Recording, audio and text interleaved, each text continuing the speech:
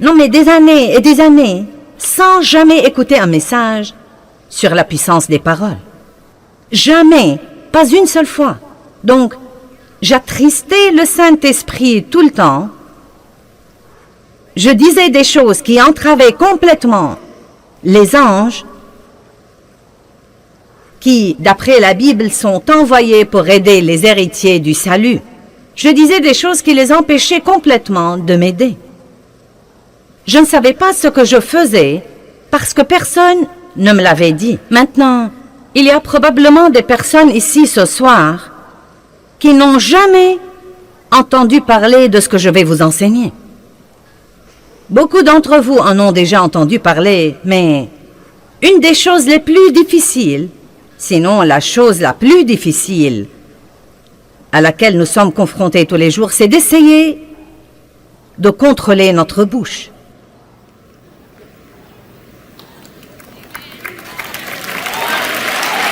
En fait, la Bible dit que nul ne peut dompter la langue à part le Saint-Esprit. C'est lui qui le fait. Cela ne veut pas dire que le Saint-Esprit va la dompter à notre place, mais que nous devons prier régulièrement et demander l'aide de Dieu là-dessus. Et si vous lisez les psaumes, vous verrez que le roi David faisait ça tout le temps.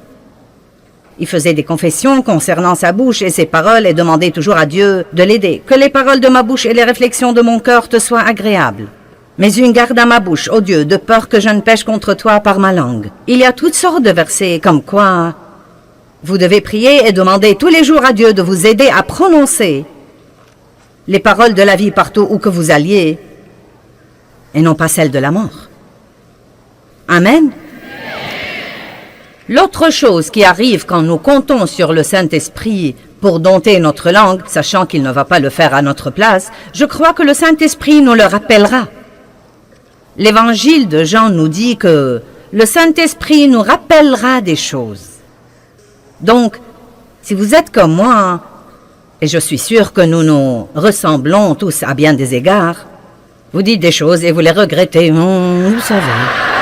Mais si vous vous fiez à Dieu pour vous aider, quand vous dites des choses que vous ne devriez pas dire, vous commencez à avoir une conviction là-dedans que vous devez vraiment, faute d'une autre façon de le dire, vous taire.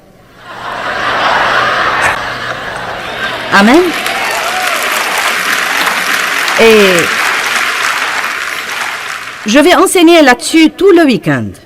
Vous dites, tu vas enseigner tout le week-end sur la bouche. Croyez-moi, il y a beaucoup de choses à dire là-dessus.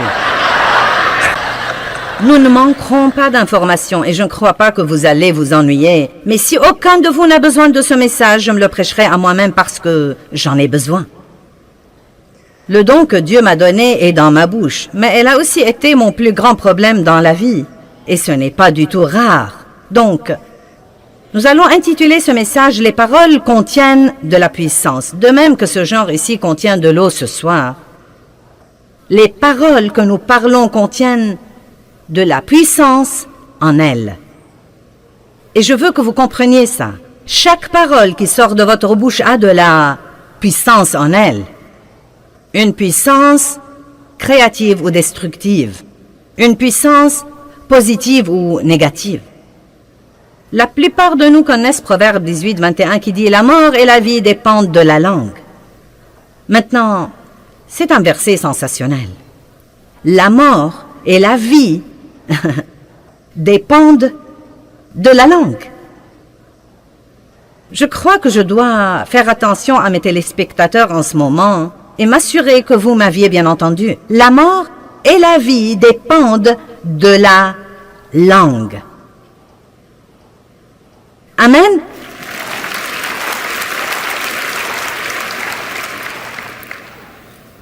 Et la Bible dit que elle nous dit en fait que nous mangerons du fruit de nos paroles, soit pour la vie, soit pour la mort. Donc vous mangez littéralement vos paroles. Elles sortent de votre bouche, passent à côté de votre visage, entrent dans vos oreilles et descendent au-dedans de vous. Donc nos paroles affectent non seulement les autres, mais elles nous affectent également. Maintenant, Je crois que nous sommes tous assez intelligents pour comprendre que nous pouvons soit dire quelque chose à quelqu'un qui le rende heureux, soit qui le rende malheureux. Vous comprenez ça, n'est-ce pas? Mais je veux aussi que vous compreniez, nous allons focaliser ce soir sur les paroles elles-mêmes et non pas sur la manière dont nos paroles affectent les autres, ce dont nous parlerons plus tard. Mais je veux vous parler en fait ce soir de l'effet de nos paroles dans le royaume de l'esprit, parce que c'est un domaine auquel nous ne pensons que rarement. Je me souviens, il y a plusieurs années, il y a très longtemps que j'étais dans une situation difficile et je travaillais pour des gens qui étaient difficiles à vivre. Je ne sentais pas qu'ils me traitaient comme il faut. Et plusieurs personnes au travail avaient le même problème que moi. Et donc nous sommes tombés dans le même piège dans lequel tombent les gens, bien que nous soyons chrétiens et... Vous savez, yak. Je n'arrive pas à croire ça, et ce n'est pas juste, et ce n'est pas équitable, et blablabla. Donc Dieu a commencé à s'occuper de moi, et à s'occuper de moi, comme quoi je devais arrêter ces commérages, que je devais arrêter la médisance et le rapportage, et que quand je sens qu'on me traite injustement, je ne dois pas courir le raconter à 3 autres personnes et les provoquer pour qu'elles me racontent les injustices qui leur arrivent, et pour que nous puissions en parler ensemble. Donc, vous savez, Dieu s'est occupé de moi plusieurs fois et je me suis un peu disciplinée. Mais quand j'ai fini, j'ai dû me repentir de mes commentaires négatifs et de mon attitude négative. Et je me suis dit que c'était drôle car je me préparais à prêcher là-dessus.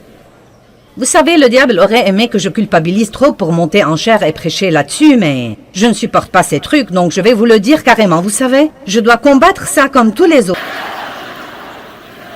Est-ce que tu as dit que personne ne t'aime? Non, mais des choses stupides, vraiment stupides.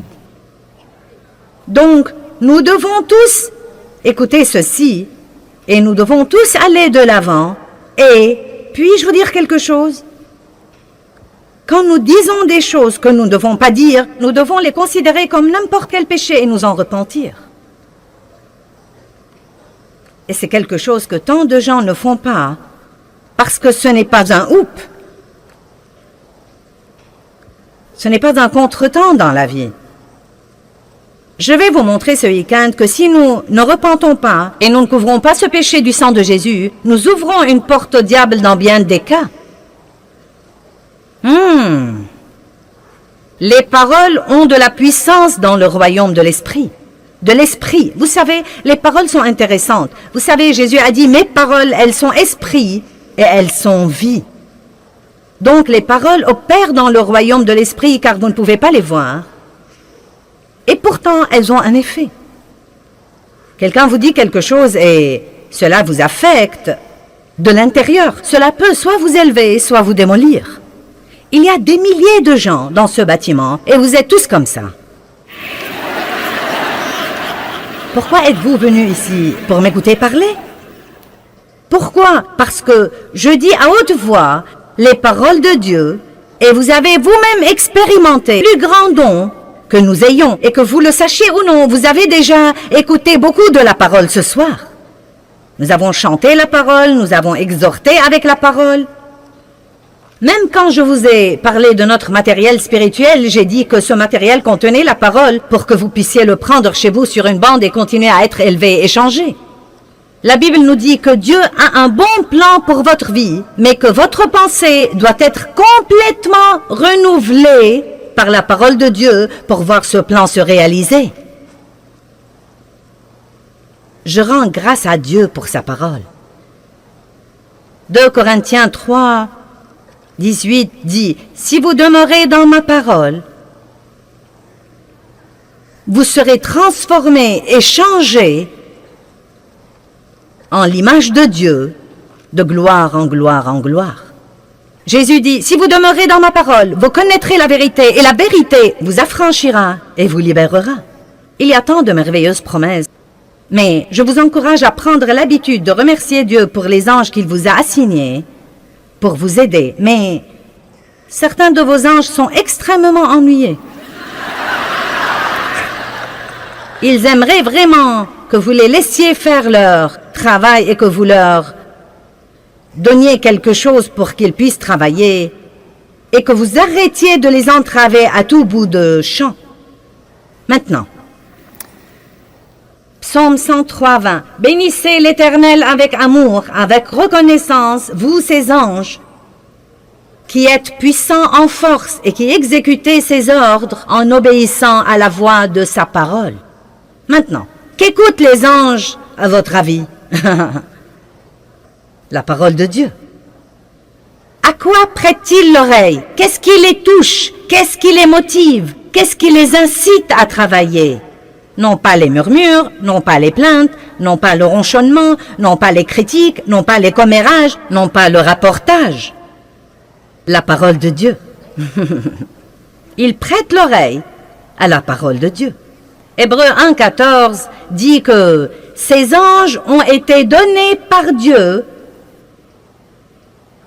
à tous ceux qui ont hérité le salut. Que tout le monde dise, c'est moi. Maintenant, est-ce que vous comprenez ce que je dis? Si vous voulez que vos anges vous aident, vous devez leur donner quelque chose pour qu'ils puissent travailler. Et donc, la meilleure chose que nous puissions faire si nous avons des ennuis, c'est de dire « Je crois la parole ». Je crois que la parole de Dieu est vraie, que ses promesses sont vraies. Vous devez connaître assez de la parole pour pouvoir dire « Dieu a dit ». Dites quelque chose de la parole qui s'applique à votre situation. Je ne dois pas craindre parce que Dieu est avec moi. Ou bien, selon le cas, Dieu pourvoira à tous mes besoins selon ses richesses en gloire par le Christ. Et non pas si vous perdez votre travail. Oh, j'ai perdu mon travail, que vais-je faire? Tous mes espoirs sont anéantis, je suis sans le sou, je ne sais pas ce que je vais devenir, je n'aurai jamais pu travailler. Vous pourriez donc essayer de dire quelque chose comme « Bien, j'ai perdu mon travail ». Cela ne me transporte pas de joie, mais je crois que Dieu a un meilleur travail pour moi. Et je crois que quand je sortirai chercher du travail, j'aurai la grâce du Seigneur partout où que j'aille. Je me fie complètement à Dieu, j'ai des anges. Seigneur, libère-les et laisse-les ouvrir des portes pour moi en ce moment. Ces anges seront heureux parce qu'ils pourront vous aider et travailler pour vous. Amen. Maintenant, je vais vous le dire en avance. Je n'ai pas vu ça, mais je crois l'homme qui l'a raconté, car je ne pense pas qu'il savait assez pour l'inventer. Un homme est venu à une de mes réunions à Phoenix avec sa femme. Il n'était pas croyant. Il est venu, c'était son cadeau d'anniversaire à sa femme. Il l'a amené, il est venu avec elle, et pendant la louange et l'adoration, elle a dit qu'il a commencé à sangloter. Et elle lui a dit, « Qu'est-ce qui te prend? » Il lui a dit, « Tu n'as pas vu ça? Tu n'as pas vu ça? » Et elle lui a dit, « De quoi parles-tu précisément? » Il a dit, « De toute façon, l'histoire ressemble à ça. Je portais du blanc ce soir-là, et quand je suis sortie... » Écoutez, maintenant... Quand je suis sortie, a-t-il dit, tous ces hommes très grands sont en fait sortis avec moi et ils étaient tous vêtus en blanc également. Il a dit, je n'y ai pas trop pensé, j'ai cru que c'était la chorale. Et donc il a dit, quand Joyce est montée en chair pour prêcher, pour dire quelque chose, chaque fois qu'elle venait dire quelque chose, tous ces types la suivaient et venaient et formaient un demi-cercle autour d'elle.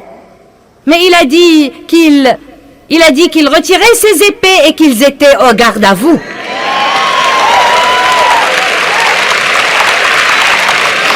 Pendant que je prêchais. Eh bien, ce type a été sauvé. Je le dis sans aucun doute. Et comme je l'ai déjà dit, je ne sais pas, non mais je ne sais pas ce que vous en pensez, mais... ça avait un effet spectaculaire sur ce type. Et je me suis dit, « Waouh ! Bon sang, si seulement nous pouvions nous rendre compte que nous ne sommes pas seuls, que nous ne sommes pas tous seuls, et que Dieu a dit, ne craignez pas parce que je suis avec vous, où que vous soyez, et je...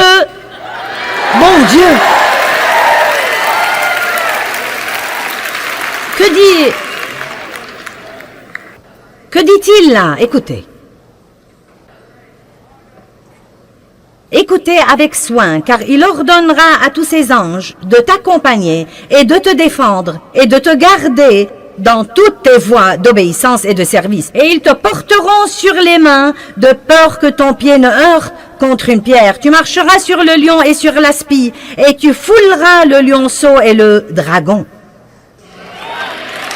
Wow! Mais n'oublions pas le psaume 103, 20. Il prête l'oreille à la parole. Nos paroles ont donc un effet dans le royaume de l'esprit. Philippiens 2 dit, travaillez à votre salut avec crainte et tremblement. C'est dans Philippiens 2, 12 et 13. Travaillez à votre salut avec crainte et tremblement. Travaillez à, et non pas travailler pour. Travaillez à votre salut avec crainte et tremblement. Puis il dit, non pas par votre force, mais Dieu vous aidera à le faire. Maintenant, cela veut vraiment dire que quand nous sommes régénérés, Dieu vient demeurer au-dedans de nous, et une graine de tout ce que Dieu a pour nous est mise au-dedans de nous. Cette graine est l'Esprit de Dieu. Jésus-Christ vient vivre en nous. Bien, maintenant, nous avons beaucoup de bonnes choses en nous. Savez-vous que chacun de nous qui avons accès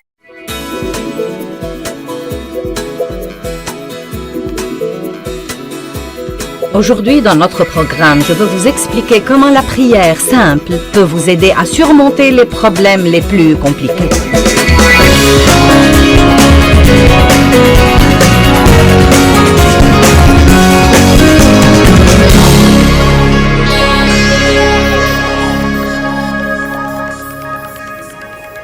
Ce qui compte dans la prière, c'est la sincérité du cœur. La Bible nous enseigne que Dieu prête attention à la prière simple et fervente. Mais écoutez, la prière fervente n'est pas nécessairement retentissante ou longue. C'est la prière passionnée, la prière que vous priez de tout votre cœur. C'est la prière où le cœur y est. En fait, j'ai traversé une période de temps avec Dieu où il m'a défié de lui demander ce que je voulais et ce dont j'avais besoin en aussi peu de paroles que possible. Et c'était vraiment difficile parce que nous avons du mal à dire, par exemple, si nous faisons quelque chose de mauvais, « Dieu, je sais que c'était mauvais, je l'admets, et je te demande de me pardonner. » Merci, Seigneur. Amen. Nous avons du mal à faire ça. « Oh Dieu, j'ai besoin que tu me pardonnes. Dieu, pardonne-moi. Oh Dieu, pardonne-moi s'il te plaît. Oh Dieu, tu dois me pardonner. Dieu, je suis si désolé. Dieu, je ne recommencerai jamais, s'il te plaît. » Et à dire vrai, je crois parfois que nous essayons de nous impressionner, si vous voulez la vérité. Je ne crois même pas que nous parlons à Dieu. Nous essayons de nous impressionner par l'étendue de notre spiritualité. Je suis stupéfiée par les gens qui, quand ils prient, changent complètement de voix. Ils deviennent complètement comme ça. « Oh, toi !»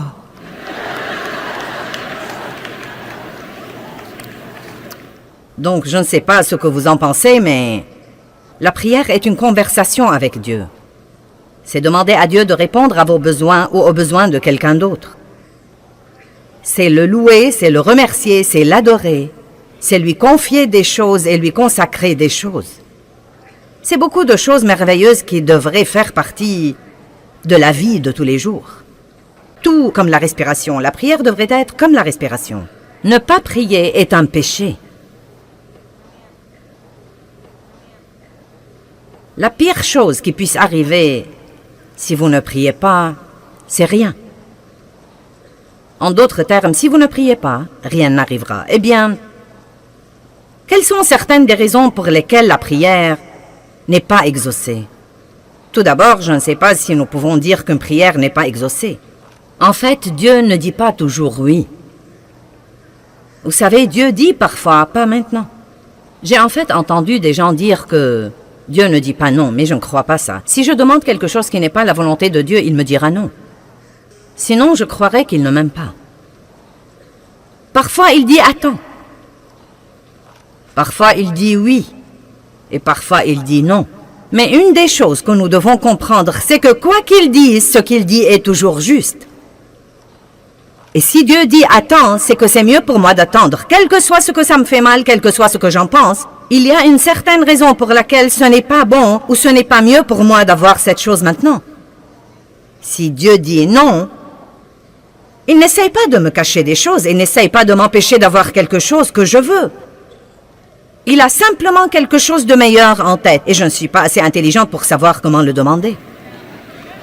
Donc je suis reconnaissante que Dieu me donne ce qu'il sait que je devrais avoir. Et laissez-moi vous dire quelque chose, bien-aimé. Quand vous arrivez au point où vous pouvez faire confiance à Dieu dans ces choses-là, ce que la vie peut devenir douce. Car vous n'êtes plus obligé de lutter avec les choses tout le temps. Vous savez ce qui nous contrarie? Essayez de faire que quelque chose se produise, que seul Dieu peut en fait produire. Allez, comprenez ça ce soir. Essayez de faire que quelque chose se produise que seul Dieu peut produire. Puis-je vous dire quelque chose? Vous ne pouvez pas changer les membres de votre famille. Bulletin, flash, flash du ciel. Vous ne pouvez pas changer les membres de votre famille. Vous pouvez leur donner l'exemple. Et à dire vrai, si nous faisons un petit effort pour donner l'exemple un peu plus, et si nous fermons notre bouche un peu plus, et si nous arrêtons de dire à tout le monde ce qu'ils devraient faire, eh bien, c'est encore tôt et je prêche bien déjà.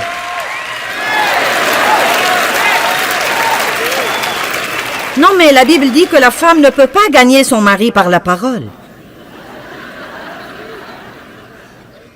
Mais elle peut le gagner par sa conduite pieuse et par son attitude pieuse également. Amen. Certains d'entre vous ont entendu parler de Smith Wigglesworth, qui était un grand pasteur. Il était plombier et il a fini par devenir pasteur. Mais bien avant de devenir pasteur, il avait une femme pieuse et il était méchant avec elle au plus haut degré. Il ne voulait pas qu'elle aille à l'église, mais elle y allait quand même. Elle disait qu'elle n'allait pas abandonner sa relation avec Dieu et sa communion avec les autres croyants. Et il l'enfermait dehors. Et quand elle revenait à la maison, la porte était fermée et elle se couchait dehors et s'endormait. Et le matin, il avait mauvaise conscience. Il lui ouvrait donc la porte et la laissait entrer. Elle lui disait « Bonjour, Smithy » et elle lui préparait son petit déjeuner. Je sais ce que j'aurais fait, ça n'aurait pas été « Bonjour, Smithy ».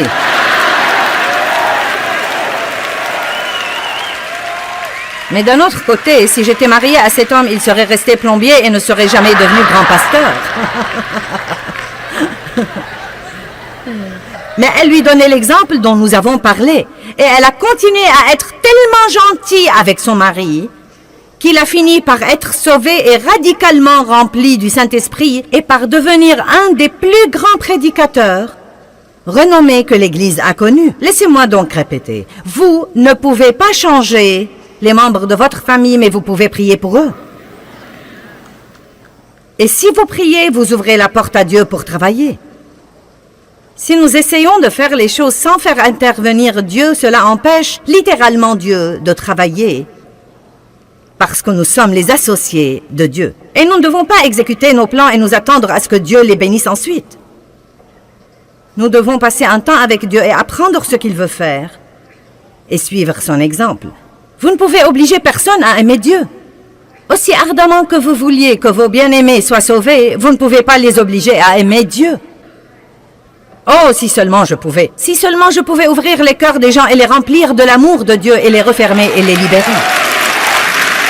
Vous savez, quand vous connaissez la vie que quelqu'un pourrait avoir et que vous le voyez faire des erreurs et détruire sa vie, non mais vous voudrez juste... Mais vous ne pouvez obliger personne à aimer Dieu. Et quand j'ai finalement compris ça, ça m'a délivré d'une grande pression. On n'oblige personne à aimer Dieu. Chacun de nous doit faire son choix personnel. Et là encore, je crois vraiment, oui, nous sommes tous appelés à prêcher aux autres, et nous sommes appelés à partager notre foi avec eux. Mais je crois parfois, à dire vrai, que nous prêchons trop, et que nous ne sommes pas le bon exemple que nous sommes censés être. Je crois que nous devons parfois être un meilleur exemple. Et donc, si nous croyons à la puissance de la prière et que nous commençons vraiment à prier pour les choses pour lesquelles nous peinons et nous travaillons, nous pourrons nous détendre et jouir de notre vie pendant que Dieu travaille. Vous voyez, je suis arrivée au point où je crois vraiment que Dieu travaillera si je prie. Je le crois parce que j'ai prié pour vous. J'ai prié toute la semaine et j'ai prié pour des choses très spécifiques aujourd'hui. J'ai prié dans la chambre du fond avant de venir ici. Et j'ai prié Dieu de faire quelque chose en vous. J'ai prié pour la guérison. J'ai prié Dieu de guérir les cœurs brisés. J'ai prié Dieu de vous encourager. J'ai prié Dieu de vous enseigner quelque chose. Je veux que vous tombiez profondément amoureux de Dieu. Et donc, je crois que pendant que je suis là-haut pour utiliser le don que Dieu a mis en moi et pour faire ce que je sais faire, Dieu travaille en vous. Et peu importe si vous avez l'air de vraiment changer, ça n'a pas d'importance pour moi. Vous savez, si vous me dites que vous changez ou pas, je crois de tout mon cœur qu'un dépôt a été fait en vous et que vous allez voir les résultats d'être là. Je crois ça et je suis heureuse parce que je le crois.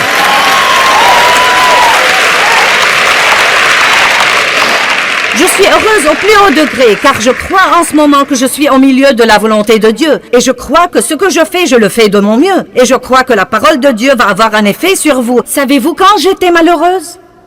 Quand je venais ici et pendant que je prêchais, j'observais les visages des gens qui sont dans la salle. Quelqu'un faisait...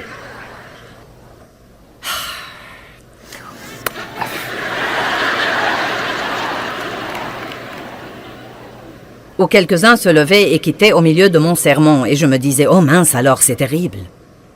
C'est horrible, j'ai le mauvais message. Non. Vous devez croire que Dieu travaille quand vous priez. Je suis maintenant arrivée au point où si quelqu'un quitte quand je prêche, je me dis, tu rates un bon message. Non, mais vous devez avoir un peu de confiance. Arrêtez de laisser vos circonstances vous gouverner. Puis-je vous dire quelque chose? Regardez-moi. Vous n'avez pas assez de temps à perdre sur cette terre à être malheureux. Bonjour. J'ai dit que nous n'avions pas assez de temps à perdre sur cette terre à être malheureux. Et vous savez, quand vous avez 13 ou 14 ou 20 ou 25 ans, vous croyez que vous avez du temps à perdre. Mais quand vous commencez à avoir 50 et 60 et 61 et 62 et 63 et Dave a 66 ans... Quand vous vieillissez comme ça, quand vous prenez de l'âge... Non, sérieusement, vous savez quoi? Plus vous vivez, plus vous réalisez que vous n'avez plus de temps à perdre. Je ne vais plus gaspiller mes jours à être fâché désormais. Vous m'offensez, je prie pour vous. Vous me blessez, je prie quand même pour vous. Je ne vais plus vivre malheureuse désormais. Vous m'entendez? J'ai dit que je n'allais plus vivre malheureuse désormais. Et vous devez vous-même être aussi intransigeant sur ce point. Vous devez croire à la puissance de la prière et arrêter d'essayer de faire quelque chose à propos de quelque chose pour lequel vous ne pouvez rien faire. Arrêtez d'essayer de vous débarrasser de choses dont Dieu seul peut vous débarrasser. Et n'essayez plus d'avoir toutes ces choses que vous n'allez jamais avoir, à moins que Dieu ne décide de vous les donner. Voici donc ce que je dis. Si vous voulez une chose, demandez-la à Dieu. S'il ne vous la donne pas, sachez qu'il a quelque chose de mieux en tête, ou que ce n'est pas le bon moment. Ne piquez pas une crise là-dessus. Si vous ne l'avez pas quand vous croyez que vous devez l'avoir, dites « elle viendra ». Elle fait son chemin. Le seul moyen de recevoir quoi que ce soit de Dieu, c'est de le croire d'abord par la foi et ensuite vous le verrez se réaliser. Vous savez qu'est-ce que la foi? La foi, c'est croire en l'invisible. C'est ce que c'est que la foi. La foi, c'est croire en ce que vous ne pouvez pas voir. Si vous pouvez le voir, vous n'avez pas besoin de foi. Les raisons pour lesquelles une prière n'est pas exaucée. Eh bien, tout d'abord, les gens ne prient pas. C'est la première grande raison. Allez à Jacques 4:2. Vous apprendrez à libérer des choses par la prière. Non, mais vous aurez tellement de foi dans votre vie de prière au moment où vous partez d'ici que vous saurez que votre première solution à toutes les choses exaspérantes dans la vie est juste de prier là-dessus. Et non pas de prier là-dessus et de vous inquiéter et de potiner. De prier là-dessus et de faire une confession négative. Bonjour. Vous savez, je crois que Jacques chapitre 4 nous enseigne beaucoup de choses. Verset 1, d'où viennent les luttes? Les luttes, c'est tout ce bouleversement que nous avons. Exaspéré, énervé, dérangé. D'où viennent les luttes et comment est-ce que les conflits et les querelles surviennent parmi vous? Il dit, eh bien, ils surviennent de vos désirs qui combattent toujours dans vos membres physiques. En d'autres termes, il dit, les luttes surviennent à cause des trucs que vous voulez. Vous êtes jaloux, vous convoitez ce qu'ont les autres. Vos désirs ne sont pas réalisés et vous devenez des meurtriers car détester, c'est assassiner en ce qui concerne vos cœurs. Wow! Donc, qu'est-ce que ça dit de la jalousie? Vous êtes devenu très silencieux. Non, mais pensez-y. Nous ne sommes pas censés vouloir ce que quelqu'un d'autre a à tel point que nous lui en voulons de l'avoir. Et vous savez ce que j'ai finalement découvert et qui m'a finalement beaucoup soulagée? Pendant longtemps, je ne pouvais pas comprendre pourquoi les gens avaient toujours à redire de n'importe quelle belle chose que j'avais. Quand vous êtes exposé à l'opinion publique, tout le monde se mêle de vos affaires. Et si vous avez une belle voiture, quelqu'un dira « Je ne crois pas que tu dois la conduire. » Si vous faites ceci, je ne crois pas. Mince alors, tu as vu la tenue qu'elle portait? Vous savez ce que j'ai finalement compris? Ils s'en fichent pas mal de ce que je l'ai. Ils sont jaloux car ils ne l'ont pas.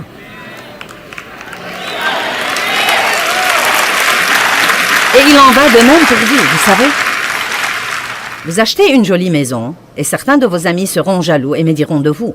C'est juste parce qu'ils veulent une maison comme vous, mais ils ne savent pas comment s'y prendre pour l'avoir. Il dit ici, d'où viennent les luttes? Qu'est-ce qui nous garde vexés? Je n'ai pas le temps d'être contrarié par ce que quelqu'un d'autre a.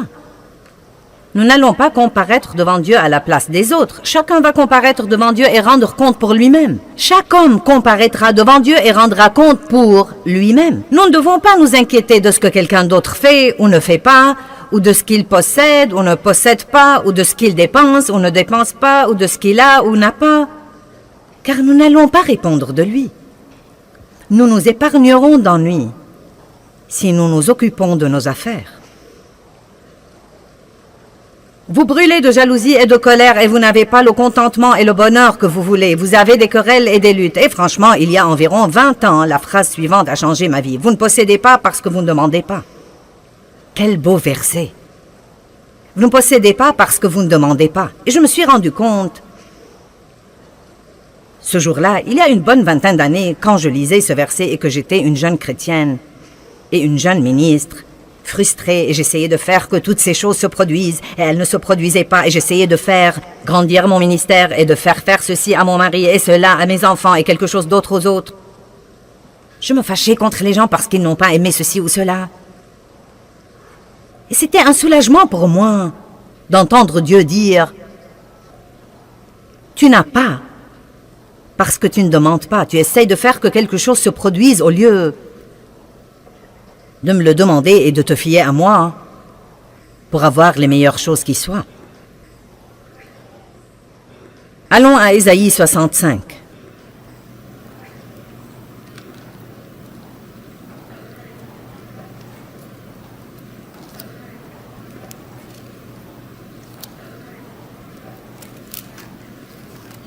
Versets 1 et 2. Je crois que ce sont des versets plutôt tristes. Il dit « J'étais prêt à être recherché de ceux qui ne demandent pas. » Vous voyez le tableau où Dieu attend que quelqu'un lui demande?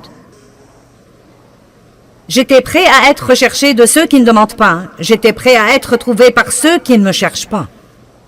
J'ai dit « Me voici, me voici. » Dit le « Je suis » à une nation Israël qui ne s'appelait pas de mon nom. J'ai tendu mes mains tous les jours vers un peuple rebelle qui marche dans une voie mauvaise au gré de ses pensées. C'est triste. Vous voyez le tableau où Dieu dit, comme Jésus a dit dans Matthieu 11, « Venez à moi, vous tous qui êtes fatigués et chargés. » Si vous êtes inquiets, venez à moi. Si vous êtes stressés, venez à moi. Si vous êtes chargés, venez à moi. Si vous êtes blessés, venez à moi. Allez au trône et non pas au téléphone. Les gens à l'autre bout du fil ne savent pas ce qu'ils font eux-mêmes. Ils ne sont pas qualifiés pour résoudre vos problèmes.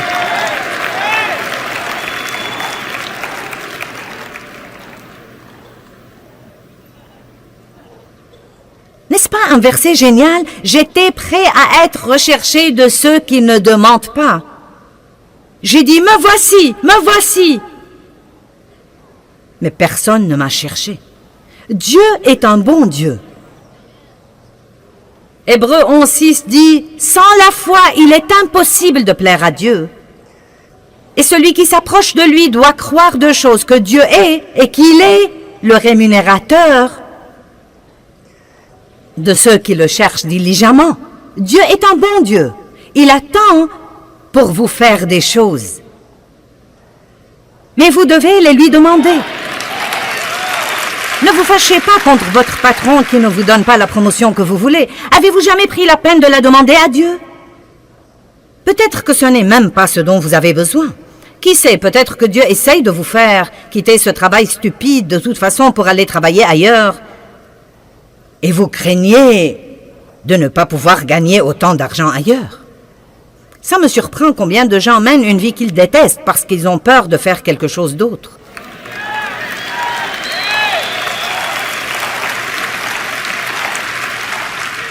Voici un bulletin du ciel, je l'ai juste reçu.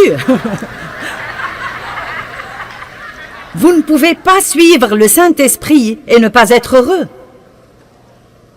Si vous décidez de suivre le leadership du Saint-Esprit, vous êtes censé être heureux parce qu'il ne va pas vous mener à la misère. Il va vous mener à la justice, à la paix et à la joie dans le Saint-Esprit parce que le royaume de Dieu, c'est ça. Ça alors. Le psaume 2:8 dit « Demande-moi et je te donnerai les nations pour héritage. » Demande-moi et je te donnerai les nations. Ce n'est pas pour moi, je ne suis qu'une ménagère. Ce n'est pas pour moi, je ne suis qu'un mécanicien de camion. Ce n'est pas pour moi, je ne suis qu'un éboueur. Eh bien, vous savez quoi? Ce sont tous des travaux très importants. Mais mince alors, vous pouvez prier pour les nations et vous pouvez prier Dieu de vous donner vos voisins et de vous donner les nations. Si vous n'allez pas prier des prières hardies, vous n'allez jamais rien avoir de Dieu. Vous pouvez avoir un peu, car si vous priez pour un peu, vous pourriez avoir un peu. Mais je préférerais prier pour beaucoup et en avoir la moitié plutôt que d'avoir le peu. Pourquoi donc ne pas prier hardiment? C'est la deuxième raison que j'ai ici pour laquelle les gens croient que leurs prières ne sont pas exaucées ou ne sentent pas que la prière produit grand-chose dans leur vie. C'est que les gens ne prient pas hardiment. Eh bien, Dieu, si tu me fais juste ceci. Dieu, si tu me fais juste cela. Je ne veux pas exaspérer personne, j'essaie juste de donner un coup de pied à une vache sacrée, là. Si vous vous écoutez prier ou si vous écoutez tous les autres prier, les gens utilisent constamment le mot « juste ».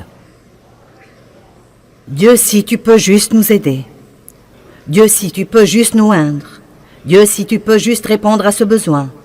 Dieu, si tu peux juste être là avec nous. Et cela m'a dérangé un jour et j'ai cherché le mot « juste » et il veut dire à peine assez pour se débrouiller. C'est ce qu'il veut dire, à peine assez pour se débrouiller. Mais écoutez-moi, non mais même en le sachant, j'ai vraiment du mal à l'enlever de mes prières. Et je crois que c'est cette attitude innée en nous comme quoi, eh bien, ne vous avisez pas de trop demander à Dieu. Eh bien, Dieu, veux-tu me pardonner juste cette fois? Pourquoi ne pas dire, Dieu, pardonne-moi cette fois, et demain j'aurai besoin que tu me pardonnes encore une fois? Car c'est bien la vérité et Dieu la connaît déjà. Pourquoi ne commençons-nous pas à être des gens réels avec un Dieu réel qui sait tout sur nous? Devinez quoi? Vous ne surprenez pas Dieu, il savait ce qu'il aurait quand il vous a appelé. Je dis toujours, après que Dieu m'ait appelé au ministère, il n'a pas regardé Jésus une semaine plus tard pour lui dire « Oh non, maintenant qu'allons-nous faire ?» Je me rappelle la femme à qui j'ai parlé dans le magasin. Elle était employée là. Et je lui posais des questions sur sa rémunération. Touches-tu une commission ou un salaire? Comment est-ce que ça marche? Et elle m'a dit, eh bien, en fait, je touche un salaire. Mais elle a dit, je dois faire mon quota pour garder mon travail. Je lui ai dit, ça va pour toi? Elle a dit, non, en réalité, je suis très effrayée en ce moment, je n'ai pas fait mon quota. Et On m'a déjà réprimandé 2 ou 3 fois. Eh bien, la femme était chrétienne. Nous parlions du Seigneur. Elle m'a reconnue de la télé et donc nous parlions. Elle a été à l'église toute sa vie. Et je lui ai dit, tu pries Dieu de trouver grâce aux yeux des gens pour que quand ils viennent acheter des trucs ici, qu'ils viennent à toi pour se renseigner? Et elle m'a dit, eh bien, ce ne serait pas bien, n'est-ce pas? Elle a dit, c'est ce que la femme a dit, et elle a été dans l'église toute sa vie. Ce n'est pas juste de prier pour l'argent. J'ai dit, en as-tu besoin? Et que les gens obtiennent et soient guidés par le Saint-Esprit. Il a dit le ministère au service de l'Esprit. Ce ministère spirituel qui est de faire que les hommes obtiennent et soient gouvernés par le Saint-Esprit sera bien plus glorieux encore que quand la loi a été donnée. Pensez à cela. C'est ce que je fais, et c'est la responsabilité de tout serviteur, d'enseigner aux gens toute la parole de Dieu, mais surtout enseigner aux gens comment vivre une vie où ils sont remplis du Saint-Esprit tout le temps, littéralement remplis du Saint-Esprit tout le temps. Et je veux encourager chacun d'entre vous aujourd'hui et chaque jour de votre vie à prier pour que vous soyez remplis jusqu'à déborder de la présence et de la puissance du Saint-Esprit. Le monde est dans un état désespéré et quand les gens sont autour d'un croyant, il doit y avoir un débordement qui sort de nos vies, qui fera une différence pour quelqu'un d'autre. Et je veux avoir ce débordement dans ma vie jusqu'au point où je n'ai pas nécessairement besoin de prêcher à quiconque. Et je ne parle pas de comme je le fais maintenant, mais quand je vais à la pharmacie ou au supermarché, je veux que les gens sachent qu'il y a une différence dans ma vie. Et je crois que c'est ma responsabilité, en tant que serviteur, d'enseigner tout le conseil de la parole de Dieu, mais particulièrement de savoir plus à propos du ministère du Saint-Esprit. Quand Jésus est monté aux cieux, il a dit « Ce sera en fait plus avantageux pour vous que je m'en aille, parce que si je m'en vais, je vous enverrai le Saint-Esprit. » Jésus ne pouvait être qu'à un seul endroit à la fois parce qu'il était dans un corps, mais le Saint-Esprit est dans nous tous et travaille à travers nous tous, tout le temps, à travers toute la terre. C'est pourquoi Jésus a dit « Vous accomplirez les œuvres que je fais, vous en ferez même de plus grandes. » Chacun tout seul ne fera peut-être pas de choses plus grandes, mais nous tous, si nous travaillons ensemble comme un seul homme, nous pouvons faire de plus grandes choses parce que le Saint-Esprit est en nous tous et il travaille. Donc nous voulons obtenir et être remplis de et guidés par le Saint-Esprit. Maintenant, être guidé par le Saint-Esprit est quelque chose de vraiment majeur. Et j'étais une chrétienne pour beaucoup d'années. Et même si j'aimais Dieu et j'allais à l'église régulièrement, je n'étais pas guidée par le Saint-Esprit. J'étais guidée par moi-même. J'étais guidée par Joyce et ce que je voulais faire, et cela s'appelle la chrétienté charnelle. C'est de cela que Paul parlait quand il parlait à propos de personnes qui étaient charnelles. Mais quand nous apprenons comment être guidés par le Saint-Esprit nous guide hors de l'esclavage et dans la victoire. Il nous montre quoi faire quand nous avons des problèmes dans certaines situations. Il nous guide dans de grandes décisions spirituelles majeures et qui changent nos vies, et il nous guide dans les petites choses de tous les jours qui ne feraient probablement aucune différence pour quiconque d'autre que vous. Nous avons besoin d'avoir ce genre de relation proche avec le Saint-Esprit. Donc il dit, je veux que vous soyez remplis et guidés par le Saint-Esprit. Maintenant, 1 Thessaloniciens chapitre 5, versets 22, 23 et 24. Retenez ce qui est bon et gardez-vous de ce qui est mauvais sous quelque forme et quelque type que ce soit. Que le Dieu de paix lui-même vous rende entièrement saints, qu'il vous sépare des choses profanes, vous rende purs et entièrement consacrés à Dieu, et qu'il vous garde parfaitement esprit, âme et corps. Maintenant comprenez cela. Votre esprit, votre âme et votre corps, votre esprit, votre âme et votre corps. Encore une fois, qu'il vous garde parfaitement esprit, âme et corps, afin que vous soyez irréprochables lors de la venue de notre Seigneur Jésus-Christ le Messie. Et le verset 24, « Celui qui vous appelle à lui est fidèle et digne de confiance, et c'est lui qui accomplira tout cela.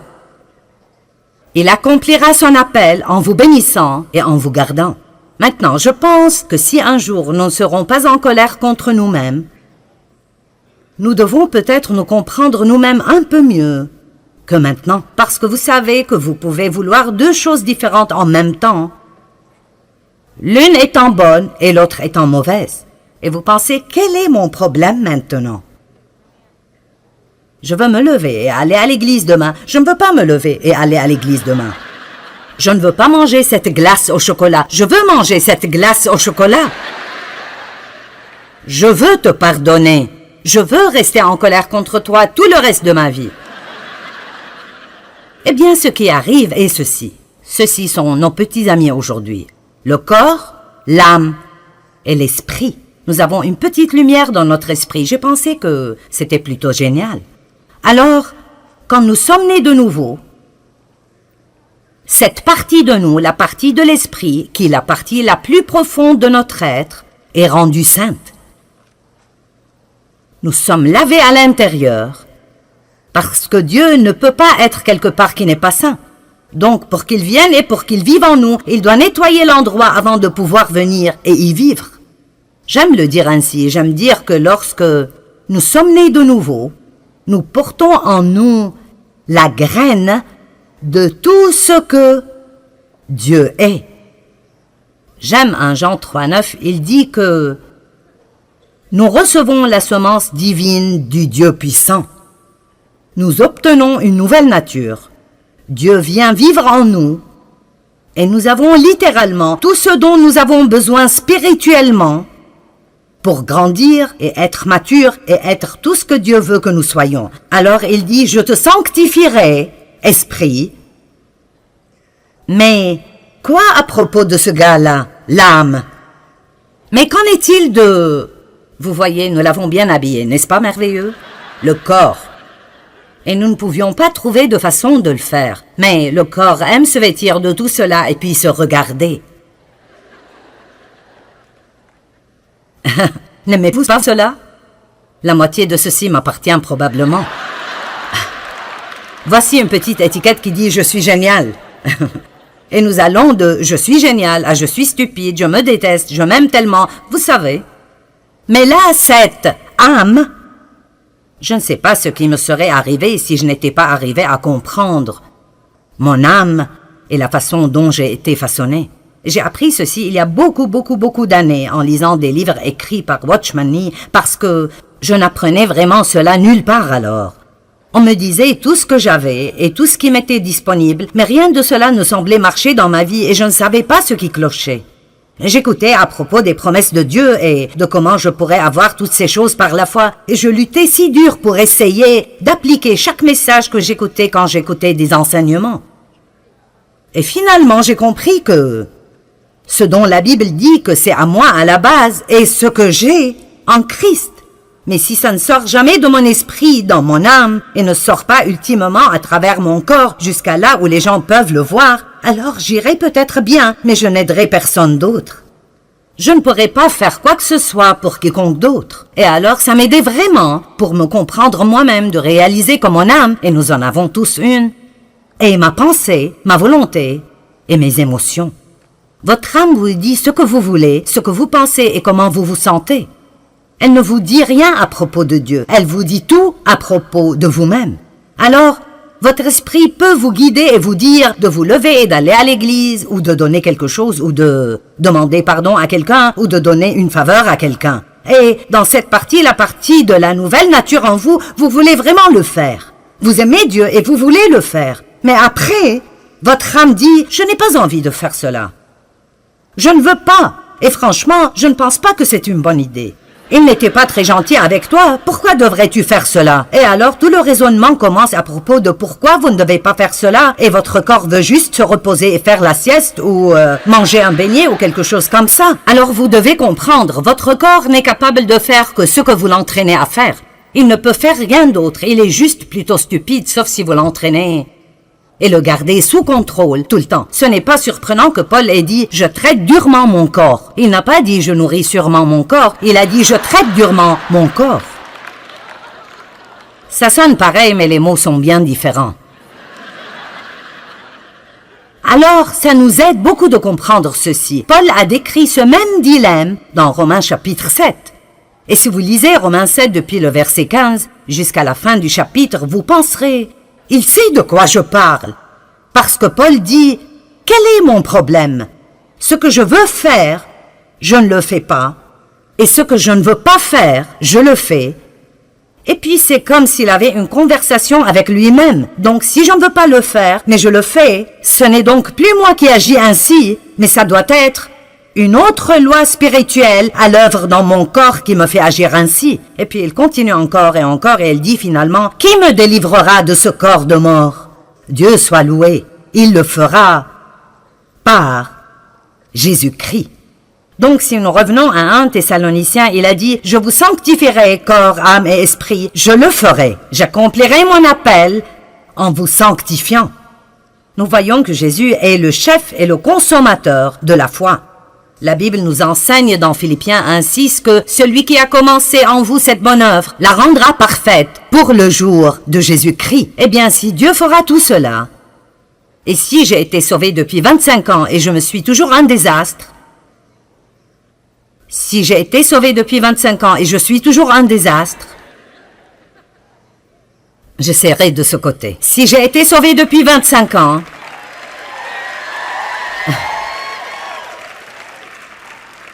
est-ce que quelqu'un sait de quoi je parle? Amen.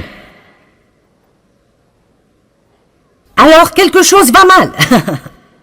Donc, qu'est-ce qui cloche? Je veux dire, Dieu a promis qu'il le ferait. Mais si ça n'arrive pas, alors, quel est le problème? Eh bien, peut-être que vous ne savez pas comment vous appuyer sur la grâce de Dieu, ni comment vraiment dépendre de lui, ni comment recevoir sa grâce. Mais aussi, peut-être que nous ne coopérons pas avec et ne nous soumettons pas au Saint-Esprit. J'aime dire tout le temps que nous sommes les partenaires de Dieu. Dieu a sa part et nous avons la nôtre. Dieu ne fera pas notre part et nous ne pouvons pas faire la sienne. Amen. Dieu ne fera pas ma part et je ne veux pas faire la sienne. Et je me mettrais dans les beaux pétrins si j'essayais de faire sa part. Je veux dire, j'ai tellement essayé de changer Dave et ça n'a simplement pas marché. Amen. J'ai essayé de changer mes enfants et ça n'a pas marché non plus. Nous essayons toujours de faire des choses que nous ne pouvons pas faire au lieu de faire ce que nous pouvons faire et de laisser Dieu faire ce que nous ne pouvons pas faire. Ça s'appelle la confiance. Dieu veut que nous jouissions de cette aventure. Alors, quelle est notre part? Vous savez, je crois que notre part est d'apprendre à laisser le Saint-Esprit nous guider. Et quand nous sentons que l'Esprit Saint nous demande de faire ou de ne pas faire quelque chose, nous ne devons pas lutter contre cela. Nous devons simplement nous abandonner au Saint-Esprit. Nous avons simplement besoin de dire « D'accord, tu es plus intelligent que moi, je suis passé par là 100 fois. Pourquoi est-ce que je continue d'insister à faire cela à ma façon et de passer par là une fois de plus ? Pourquoi ne pas dire « Tu es plus intelligent que moi, que tu sais ce que tu fais » et simplement abandonner? Mais nous sommes un peu têtus parfois. Ne sommes-nous pas un peu têtus parfois? Peut-être que ce n'est personne d'entre vous, mais je sais que je le suis. Le Saint-Esprit est l'agent de sanctification et quand la Bible parle de la sanctification, même si nous sommes déjà sanctifiés dans l'Esprit, il parle de notre sanctification totale. Totale. En d'autres termes, Dieu veut, je le dirais de cette façon, il ne veut pas juste être gardé dans cette boîte spirituelle. Il ne veut pas juste vivre dans cette petite boîte spirituelle où nous le laissons sortir le dimanche matin pendant 45 minutes et puis nous partons et le reste de la semaine, nous avons un autocollant sur notre voiture et une croix autour du cou, mais nous faisons exactement ce que nous voulons tout le temps. Ce n'est pas le but de Dieu pour nos vies. Son but est que nous nourrissions notre esprit de la parole de Dieu qui commence alors à renouveler nos pensées et puis cette parole commence à agir dans nos vies. Elle change nos pensées, elle change notre volonté et elle commence à contrôler nos émotions. Mais cela n'arrive pas sans que nous disions « Oui Seigneur, c'est ce que je veux dans ma vie ». Vous savez quoi? Dieu est un gentilhomme et il ne nous obligera pas à faire quoi que ce soit. Nous devons le vouloir. Et si vous étudiez le mot sanctification, c'est le même mot que sainteté. Et parfois, quand on parle de la sainteté, les gens sont un peu mal à l'aise. Mais la Bible dit que la sainteté est une récompense. C'est en fait une récompense. Quand vous vivez une vie sainte, c'est une récompense parce que vous ne vous sentez pas coupable et condamné tout le temps à cause de toutes ces choses que vous ne faites pas et que vous savez que vous devriez faire parce que Dieu vous a dit de les faire et vous ne l'avez pas écouté. Maintenant, vous avez des problèmes. Tout le monde reconnaît cette situation-là? D'accord. Tout le monde, bien sûr. Alors j'aimerais prendre la liberté ici de vous lire un peu de la définition du mot sanctification du dictionnaire grec Vine. Donc ce n'est pas quelque chose que je viens d'inventer. Ça vient des gens qui sont supposés savoir de quoi ils parlent. N'aimez-vous pas mettre le mot expert partout? Eh bien, ceci vient des experts.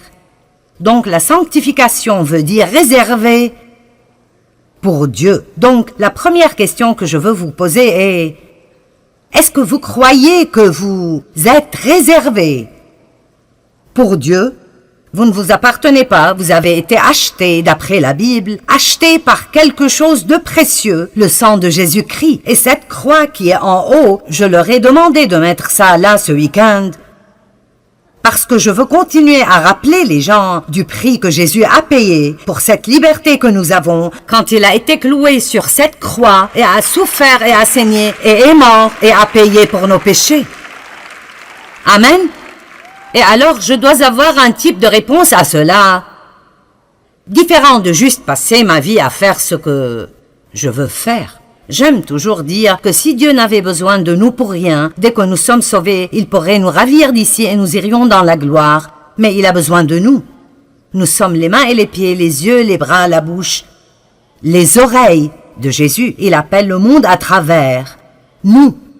Donc, mis à part pour Dieu. Et puis il dit le type de vie, ou comme j'aime l'appeler, le mode de vie, qui est approprié à ceux qui sont mis à part. Donc, en d'autres termes, si nous sommes mis à part pour Dieu, alors il y a un mode de vie qui doit aller avec cela. Alors, nous ne pouvons pas juste aller à l'église et continuer à vivre avec un mode de vie profane et impie toute la semaine. Il y a un certain mode de vie que nous vivons. Si nous appartenons à Dieu, nous commençons à penser et à parler différemment. Nous commençons à agir différemment. Nous pardonnons aux gens qui nous ont blessés. Nous ne restons pas en colère contre eux. Nous ne gardons pas tout pour nous-mêmes. Nous apprenons en fait à nous réjouir dans le don. Nous sommes bons envers les gens. Nous voulons faire des choses pour les gens. Ça devient une marque déposée dans nos vies de voir combien de gens nous pouvons en fait rendre heureux.